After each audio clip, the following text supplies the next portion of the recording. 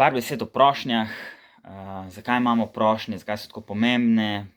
Poanta prošenj je, da nekako mobiliziramo te potrebe, ki so nam pomembne. Se pravi, prišli smo končno v stik s temi našimi hrepenenji, s temi našimi potrebami in zdaj jih želimo podpreti s konkretnimi prošnjami. Poznamo 3 tipe prošenj. Prva je prošnja za akcijo.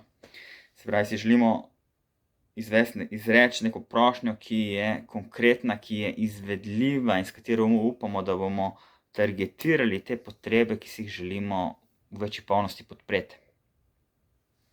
Konkretna prošnja, ne vem, lahko prosim, odneseš ven smeti, lahko prosim, do jutri oddaš to poročilo, lahko prosim, preparkiraš avto.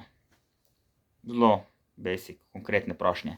Drugi tip prošenj so prošnje za preverjanje razumevanja. Se pravi, ko mi smo se ravnokar izrazili z nečim, kar nam je pomembno, in zdaj si želimo preveriti, kaj je druga oseba dejansko slišala.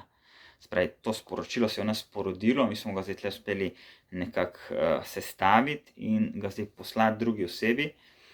In zdaj me pa zanima, a se je tle vmes zdaj zgodil kakšen šum, ali je oziroma je to sporočilo prišlo v tej primarni obliki do druge osebe in si želimo dejansko to preveriti.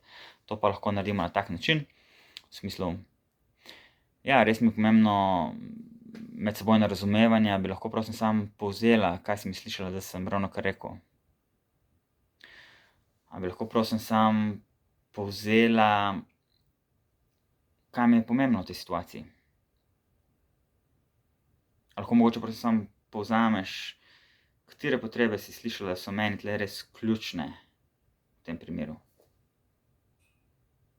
Ja, se pravi, skušamo preveriti, kaj od tega, kar smo mi rekli, je dejansko prišlo do druge osebe, če je sploh kaj prišlo do njih. In tretji tip prošenj pa je prošnja za stik. So prošnje za stik, ko si želimo vzpostaviti z drugo osebo stik. To pa so prošnje tipa, kako je pa tebi to slišati?